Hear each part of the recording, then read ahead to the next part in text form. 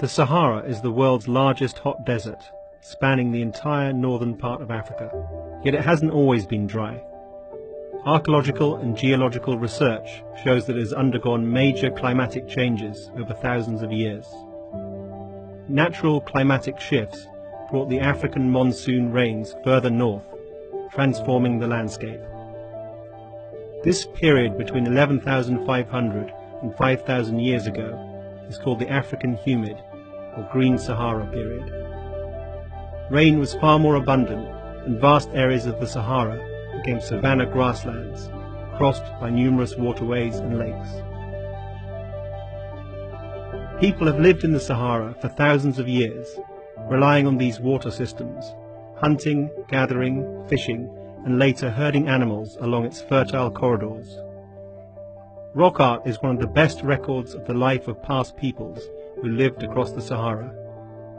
It often depicts extraordinary images of life, landscape, and animals that show a time when the Sahara was much greener and wetter than it is now.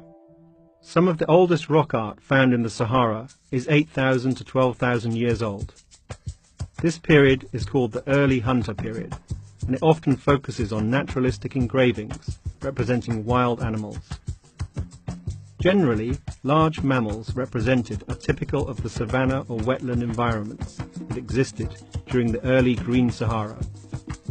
These engravings have been connected to hunter-gatherer-fisher cultures that followed wild game and waterways across the Sahara.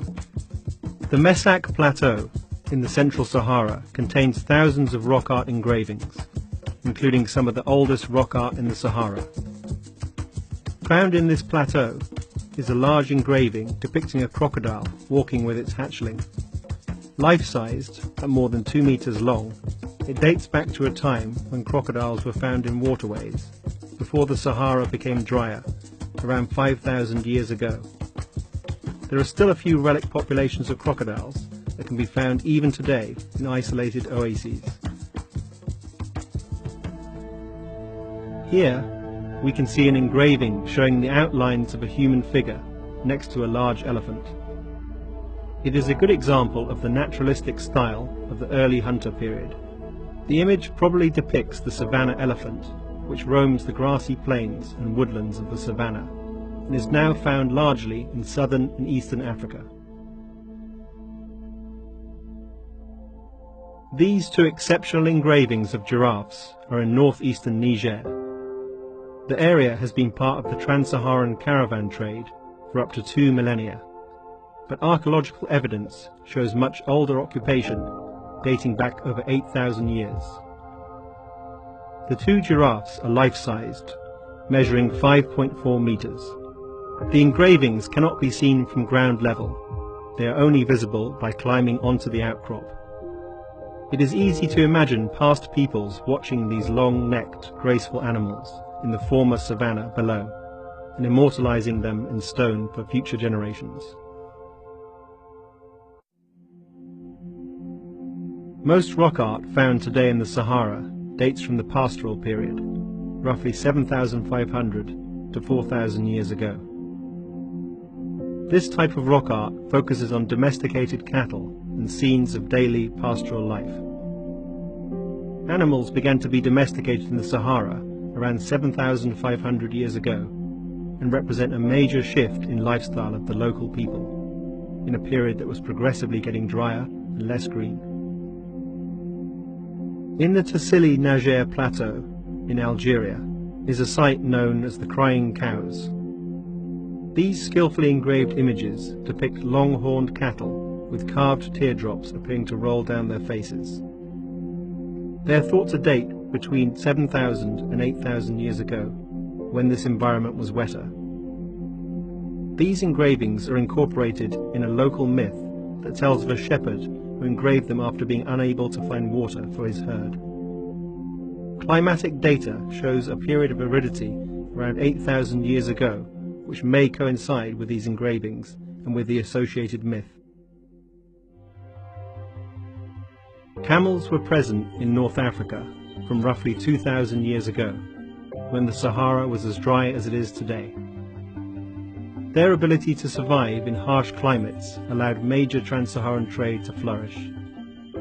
As people, goods and ideas moved across the desert, a new type of rock art developed, now called the Camel period. In addition to camels, subjects include highly stylized human figures, flocks of goats, caravans, palm trees and hunting or battle scenes. This camel is part of a complex scene located in Chad on the southern edge of the Sahara, probably representing a camp with animal herds. Camels feature widely in rock art across the Sahara. Their resistance to heat and ability to survive with small amounts of water have made them key animals for inhabitants of the Sahara, deeply bound to their economy, material culture and lifestyle. It is not surprising that camels are considered the ships of the desert, transporting people, commodities and goods throughout the Sahara. Around 7,000 years ago, the Sahara began changing to a desert with natural climatic shifts. As it dried out, grasslands and lakes disappeared. Desertification processes were accelerated as vegetation, which helps generate rain, was lost, causing even less rain, and the soil lost its ability to hold moisture. The result? Desert. As the Sahara dried out, rock art has become one of the best records of life in the past, and the animals and humans that inhabited it for thousands of years. Although its original purpose and meanings have long since been lost, the expressive power of the engravings and paintings still remains, allowing us to gain a small view into the world of the people that lived in the Sahara thousands of years ago, when it was a sprawling green savanna. Sadly now, the extremes of man-made climate change is causing rock art to be endangered and destroyed, forever losing thousands of years of our shared human history.